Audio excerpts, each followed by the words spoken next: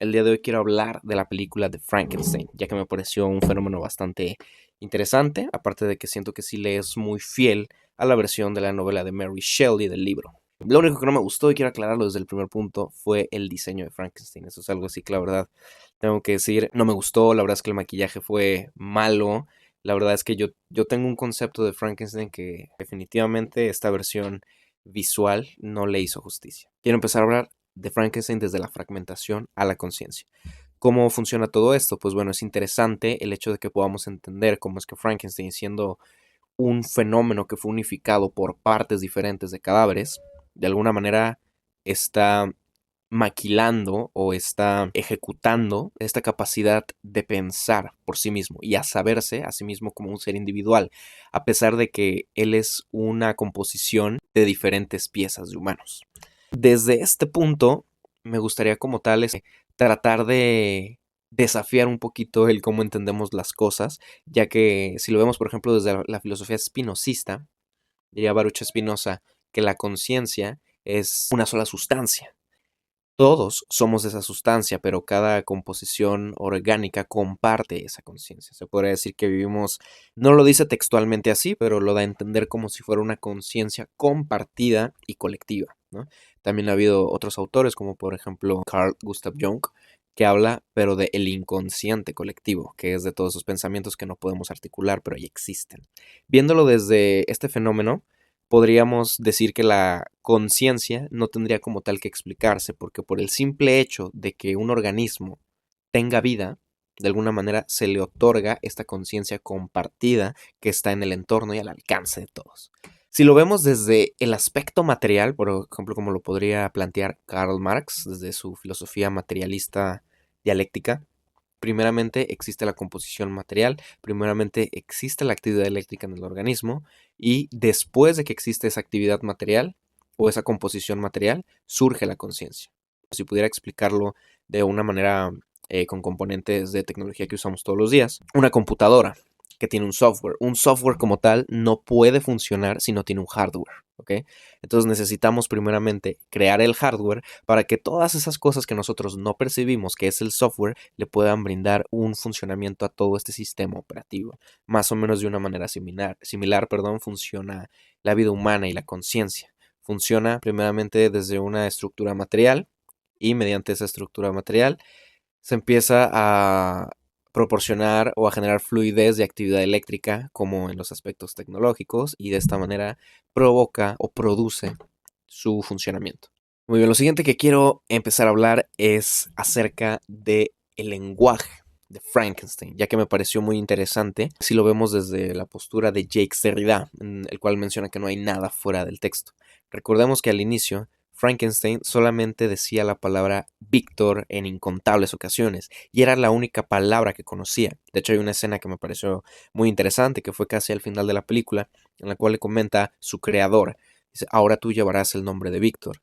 Aún recuerdo cuando tú utilizabas esa palabra como si fuera todo tu mundo. O sea, literal esa palabra era todo su mundo, literalmente la palabra era todo su mundo, porque él no tenía la capacidad de articular otros pensamientos, porque según Jacques Derrida y según Jacques Lacan, solamente con las piezas léxicas o con la producción de las palabras es como le podemos dar surgimiento al pensamiento. Cuando Jacques Derrida dice que no hay nada fuera del texto, no se refiere a que todo lo que existe es texto o está articulado en palabras, sino que más bien se refiere a que todo lo que podemos entender, todo lo que podemos producir y todo lo que podemos crear, primeramente tiene que pasar por el filtro del texto, por el filtro de las palabras. En este sentido, cuando Frankenstein, al monstruo lo voy a llamar Frankenstein, muy bien, y al creador Víctor. Cuando Frankenstein estaba recibiendo castigo, el punishment por parte de Víctor, porque de alguna manera estaba intentando de adiestrarlo, pero era bastante complicado, porque pues en este sentido podemos decir que Frankenstein, al ser construido por diferentes partes de humanos, él podría ser considerado un humano. Entonces siento que es un debate filosófico. Sin embargo, como para aquella época y para aquella malla de conocimiento que se tenía históricamente era bastante precaria, no había manera como tal de definir o de entrar a un debate real sobre aquello que no entendemos de una nueva creación. Entonces siento que hoy en día el debate sería completamente diferente, a pesar de que mantendríamos esa moral estética que decía Nietzsche, ¿no? O sea, le tendríamos miedo y negaríamos completamente aquello que no entendemos porque visualmente no es estético. Suena cagado, pero bueno. Él sentía opresión por parte de Víctor.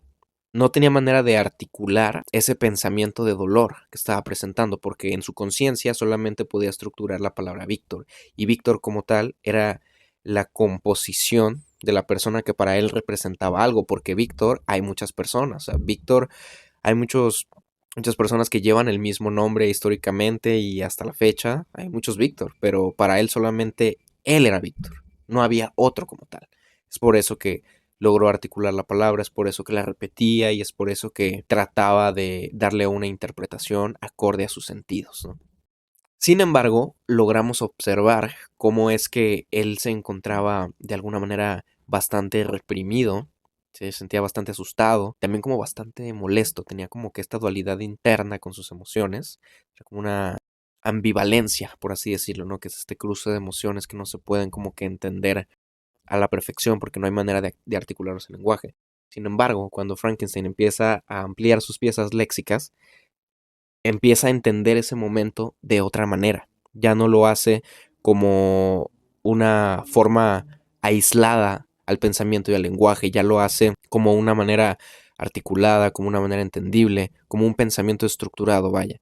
Y de alguna manera aprendió a distinguir entre lo que es dolor y entre lo que es amor. Porque también tuvimos este proceso de Frankenstein en cuanto va con su amigo, el que es ciego, que de alguna manera le muestra el contraste completo de la vida. El lenguaje constituye completamente a Frankenstein. El hecho de que él haya aprendido a hablar, haya aprendido a leer y haya aprendido a identificar las palabras como conceptos simbólicos, más allá de que como simplemente palabras, tuvo la capacidad de darle un sentido al acontecimiento que vivió con Víctor en su momento. Después tenemos como tal la dualidad de la moral sobre el contexto, es decir, las condiciones óptimas y las condiciones desfavorables que vivió. Este concepto como tal no lo quiero, o esta parte del video no la quiero definir como tal como dialéctica, porque dialéctica significa integrar opuestos, y en esta ocasión no estamos integrando opuestos, simplemente estamos haciendo un discernimiento, una distinción entre las buenas condiciones de vida y las condiciones de vida desfavorables. Frankenstein, el monstruo, logró como tal abstraerlas en su capacidad de conciencia. Sin embargo, las condiciones de vida que él estaba teniendo, las condiciones del entorno, siempre es lo que determinaban su comportamiento.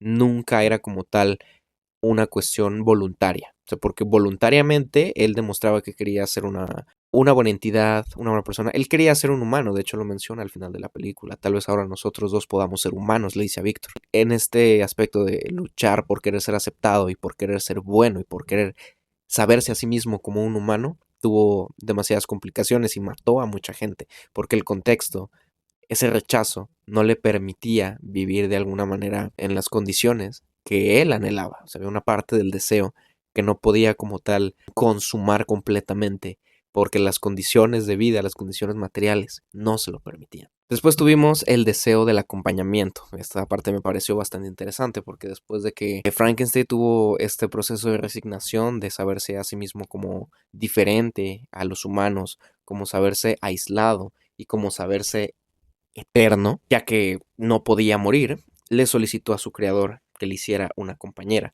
Inclusive tengo una teoría de por qué asumo que él deseaba una compañera, o sea, por qué este aspecto aparente de heterosexualidad que existe.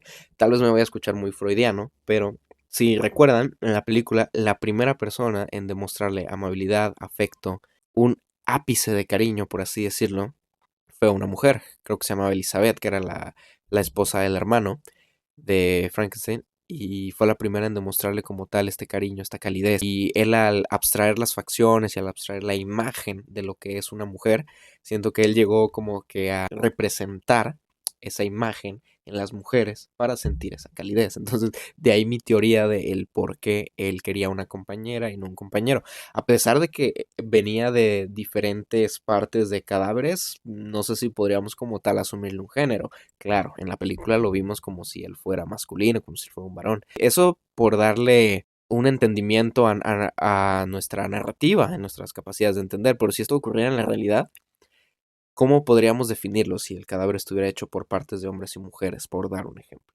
Entonces esto me pareció interesante. De hecho, la película en general creo que aborda temas que son dignos de estudio, inclusive por lo que es la conciencia, por lo que son las condiciones materiales, por lo que es el uso del lenguaje y por lo que es la autopercepción más que nada, ¿no? Como decía Carl Rogers, o sea, el trabajo importante del individuo es autopercibirse como un esquema, como parte de algo, pero tener una interpretación acerca de ti mismo. Bueno, no sé si me faltó decir algo o lo comenté todo, pero pues de cualquier manera yo los invito a que me dejen sus opiniones o sus comentarios si es que llegaron hasta esta parte del video y vieron la película. Y pues nada, muchas gracias por acompañarme. Ahí ya llegaron los camotes.